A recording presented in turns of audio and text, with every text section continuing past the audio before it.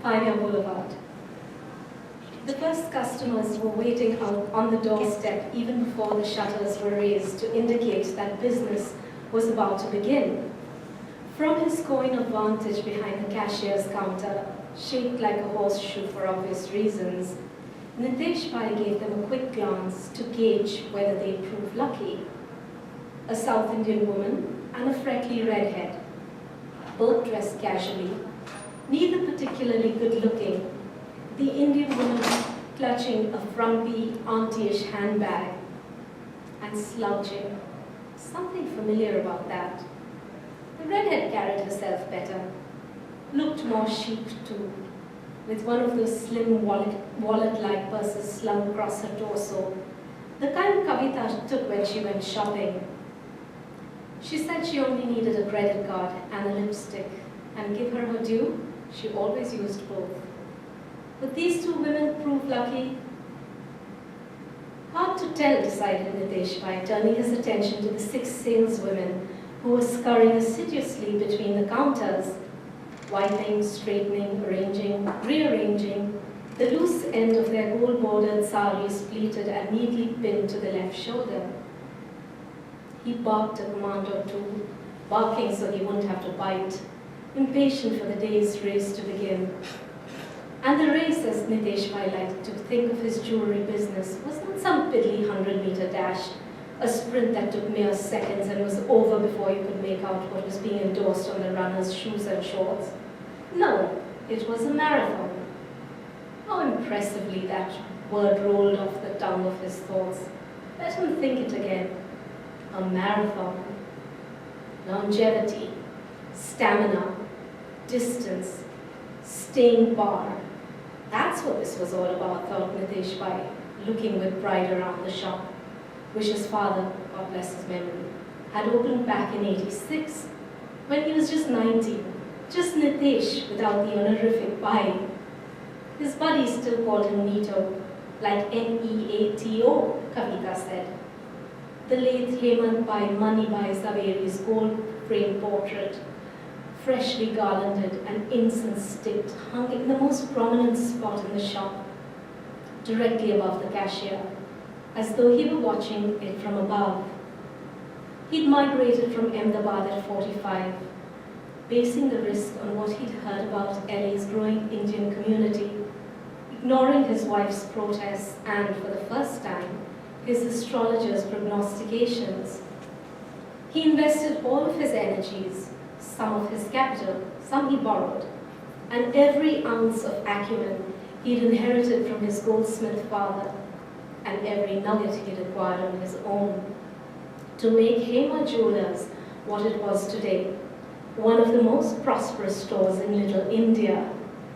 Pioneer Boulevard, that strip of color, that cauldron of spice in the city of Artesia, could boast of only one bigger jeweler.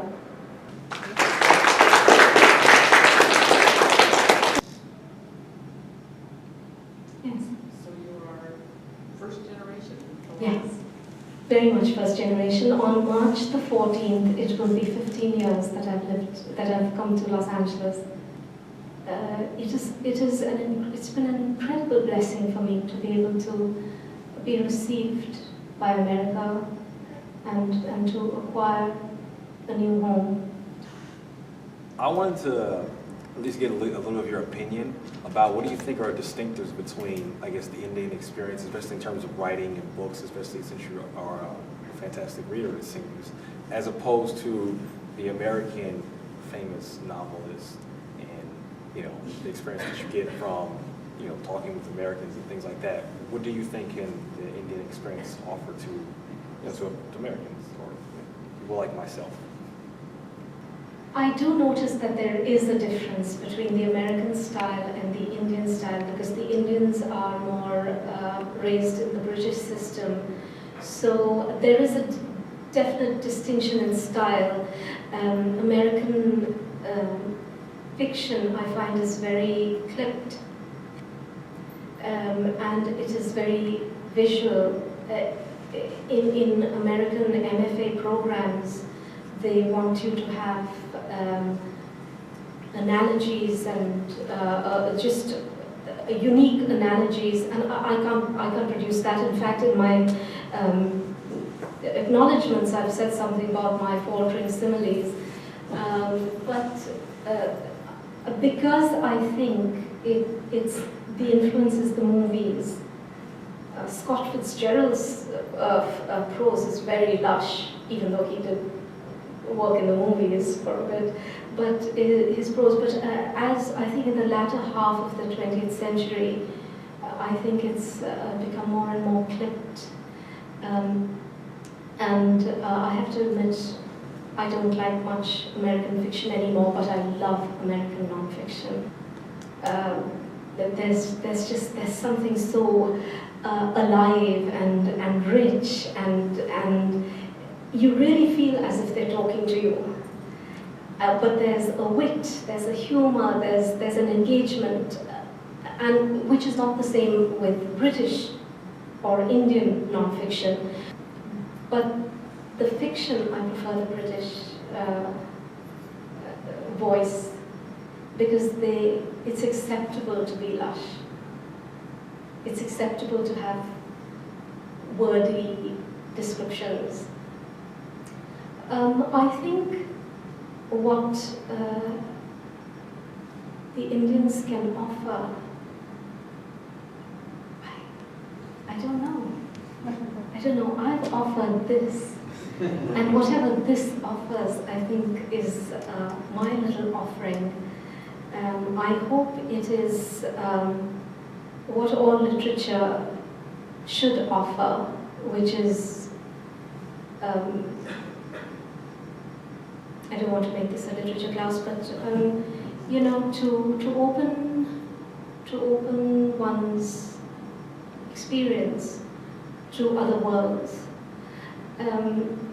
You take away something you didn't know before, or something is confirmed that you already knew, but in a different context. So there is, I think one of my greatest compliments came from an American woman who had moved from somewhere in the South. She said, I know you had to set your stories in a certain community because every story has to be set in a certain context, but the stories are universal. They're about shame, they're about friendship, they're about family, they're about money problems. Thank you very much for your time and attention and questions. And I hope if you do read the book, then I hope you will enjoy it. And please do read my blog as well. Thank you.